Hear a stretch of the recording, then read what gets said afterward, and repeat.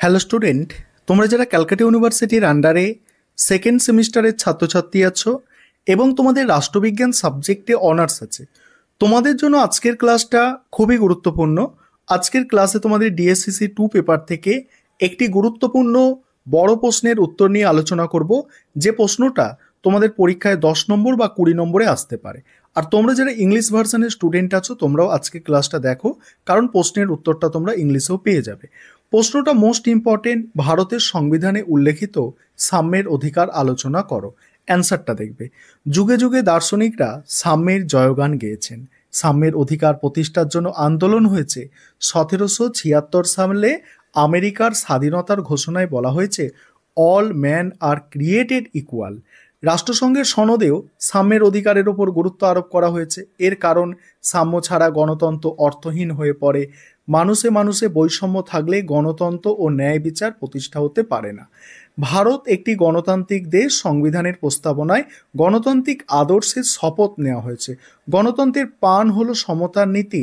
তাই তাই মৌলিক অধিকারের প্রথমে 14 থেকে 18 নম্বর ধারায় সাম্যের অধিকারের কথা বলা হয়েছে। ধারাগুলি বিশ্লেষণ করলে সাম্যের অধিকারের প্রকৃতি জানা যাবে। এবার আছে দেখো 14 নম্বর ধারা, সেখানে কি বলা হচ্ছে? এই ধারায় বলা হয়েছে, আইনের দৃষ্টিতে সকলে সমান, আর সকলে আইন দ্বারা সমানভাবে সংরক্ষিত হবে। দেখো, আইনের দৃষ্টিতে সকলে সমান মানে কি? যে সংবিধানের 14 নম্বর ধারায় উল্লেখিত এই নীতির অর্থ হলো, আইন সকলের ওপরে, কোনো ব্যক্তি আইনের ওপরে নয়। সমান অপরাধে প্রত্যেক অপরাধী সমান শাস্তি পাবে। প্রধানমন্ত্রী থেকে শুরু করে সাধারণ নাগরিক সকলের বিচার সাধারণ আইনের দ্বারা সাধারণ আদালতে হবে। ব্রিটেনে আইনের অনুশাসনের নীতি অনুসরণে এটি গৃহীত হয়েছে। তবে এর ব্যতিক্রম আছে, যেমন রাষ্ট্রপতি রাজ্যপাল তাদের কাজের জন্য আদালতের কাছে কৈফিয়ত দিতে বাধ্য নয়। স্বপদে বহাল থাকাকালীন তাদের বিরুদ্ধে ফৌজদারি মামলা দায়ের করা যায় না। আইনসভার সদস্যরাও বিশেষ অধিকার ও সুযোগ সুবিধা ভোগ করে। তাছাড়া সাম্যনীতি অনুসারে সকলের বিচার সাধারণ আদালতে হওয়া উচিত, কিন্তু সেনাবাহিনীর লোকেদের বিচারের জন্য পৃথক আদালত আছে। তারপরে বলা হচ্ছে, আইন কর্তৃক সমানভাবে সংরক্ষিত হবার অধিকার। এই কথাটি মার্কিন যুক্তরাষ্ট্রের সংবিধান থেকে নেওয়া হয়েছে। এর অর্থ ব্যাখ্যা করতে গিয়ে অধ্যাপক জেনিংস বলেছেন, একই শ্রেণীভুক্ত ব্যক্তিদের জন্য একই ধরনের আইন সমানভাবে প্রয়োগ করা হবে। এর অর্থ এই নয় যে প্রত্যেকটি আইন সমস্ত ব্যক্তির ক্ষেত্রে সমানভাবে প্রযুক্ত হবে। রাষ্ট্র যুক্তিসঙ্গতভাবে বিভিন্ন ব্যক্তিকে বিভিন্ন শ্রেণীতে ভাগ করে পৃথক পৃথক শ্রেণীর ওপর পৃথক পৃথক আইন তৈরি করতে পারে। উদাহরণ হিসাবে বলা যায়, প্রত্যেকের সমান হারে আয়কর দিতে হবে এমন কথা নয়। এক্ষেত্রে রাষ্ট্র জনসাধারণকে আয়ের পরিমাণ অনুযায়ী বিভিন্ন শ্রেণীতে ভাগ করে বিভিন্ন হারে আয়কর বসাতে পারে। এবার ব্যতিক্রম আছে তার, দেখো 14 নম্বর ধারার ব্যতিক্রম আছে। বলছে, প্রথমত বলা হচ্ছে, রাষ্ট্রপতি বা রাজ্যপাল তাদের কাজের জন্য আদালতের কাছে দায়ী থাকবে না।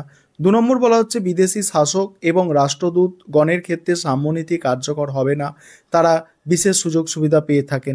এখানে দুটো সমালোচনা দিলেই যথেষ্ট, ঠিক আছে। এবারে হচ্ছে দেখো 15 নম্বর ধারা। এই ধারাটা আলোচনা করব, তার আগে একটা বিষয় বলে নিই, তোমাদের জন্য অনলাইন কোচিং ক্লাস চলছে। তোমরা যারা পেড ব্যাচে অ্যাডমিশন নিতে ইচ্ছুক আছো, স্ক্রিনে যে নম্বর দেখতে পাচ্ছ ওই নম্বরে যোগাযোগ করে পেড ব্যাচে অ্যাডমিশন নিতে পারো। আমাদের সপ্তাহে 3 দিন করে ক্লাস হয়, দুটো রেকর্ডেড ক্লাস এবং একটা হচ্ছে লাইভ ক্লাস। দেখো 15 নম্বর ধারাটা বোঝো।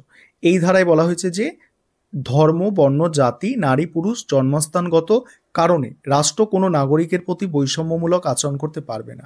এমনকি এই সমস্ত কারণে সাধারণের ব্যবহার্য দোকান, হোটেল, রেস্তোরাঁ, প্রমোদের স্থানে প্রবেশের পথে কেউ বাধা দিতে পারবে না। এছাড়া রাষ্ট্র জনসাধারণের জন্য যেসব পুকুর, স্নানের ঘাট, সড়ক প্রভৃতি তৈরি করবে, সেগুলি ব্যবহারের ক্ষেত্রে উপরিক্ত কারণগুলির জন্য কাউকে বঞ্চিত করা যাবে না।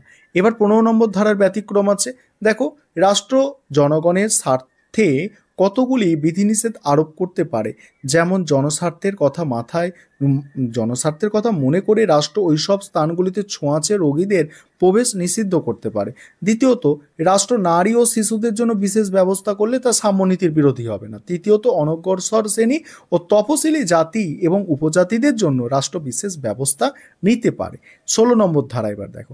এই ধারায় বলা হয়েছে, সরকারি চাকরির ক্ষেত্রে সকলের সমান অধিকার থাকবে। জাতি, ধর্ম, বর্ণ, নারী পুরুষ জন্মস্থানগত এইসবের কারণে কোনো ব্যক্তি ব্যক্তিকে সরকারি চাকরি থেকে বঞ্চিত করা বা বৈষম্যমূলক আচরণ করা যাবে না।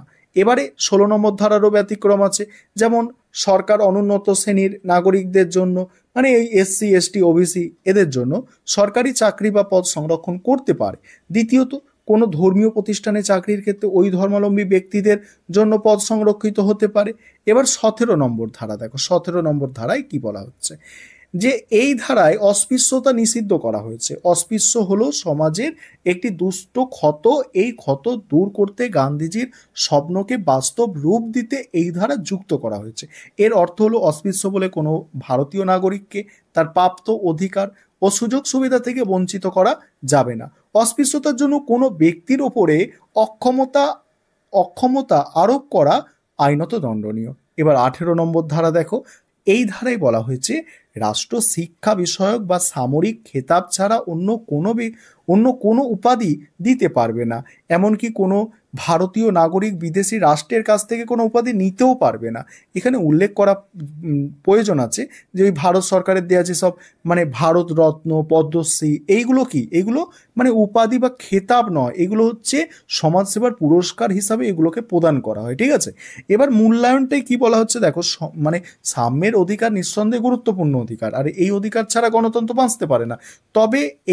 তবে একথা স্বীকার করতেই হবে যে সাম্যের অধিকারকে বাস্তবায়িত করতে হলে অর্থনৈতিক সাম্যকে প্রতিষ্ঠা করতে হবে। অধ্যাপক ল্যাস্কি বলেছেন, অর্থনৈতিক সাম্য ছাড়া স্বাধীনতা মূল্যহীন হয়ে যায়। সমাজে যদি অর্থনৈতিক বৈষম্য থাকে তাহলে ধনিক শ্রেণীর মানুষেরা বেশি সুযোগ সুবিধা পাবে, গরিবরা বঞ্চিত হবে। সেখানে সাম্য নীতি ও ন্যায় বিচার থাকতে পারে না। আমাদের সংবিধানে অর্থনৈতিক সাম্য স্বীকৃত না হয় সাম্যের অধিকার কতখানি বাস্তবায়িত হবে সে বিষয়ে সন্দেহ প্রকাশ করেছেন। এমনকি ডক্টর আম্বেদকর গণপরিষদে বলেছেন যে কি বলেছেন, যে রাজনৈতিক ক্ষেত্রে আমরা সাম্যনীতির সুবিধা পাবো, কিন্তু সামাজিক ও অর্থনৈতিক ক্ষেত্রে বৈষম্যের মধ্যে থাকবো। এবার তোমরা যারা ইংলিশ ভার্সনের স্টুডেন্ট আছো, তোমরা প্রশ্নের উত্তর অর্থাৎ নোটসটা দেখে নাও। এবার তোমরা যারা ইংলিশ ভার্সনের স্টুডেন্ট আছো, তোমরা প্রশ্নের উত্তর অর্থাৎ নোটসটা দেখে নাও। আমি স্ক্রল করে যাচ্ছি। আর ইংলিশ ভার্সনেও আমাদের কিন্তু স্টাডি মেটেরিয়াল পাওয়া যায়। তোমাদের যদি কারোর স্টাডি মেটেরিয়াল পারচেস করার দরকার লাগে তাহলে তোমরা যোগাযোগ করতে পারো। আমাদের বেঙ্গলি ইংলিশ ভার্সনের স্টাডি মেটেরিয়াল কিন্তু অ্যাভেলেবেল থাকে। ঠিক আছে, দেখে নাও, তোমরা সম্পূর্ণ প্রশ্নের উত্তরটা দেখে নাও। আর এইভাবে লিখলে তবে অনার্সে কিন্তু ভালো নম্বর তোমরা আশা করতে পারো।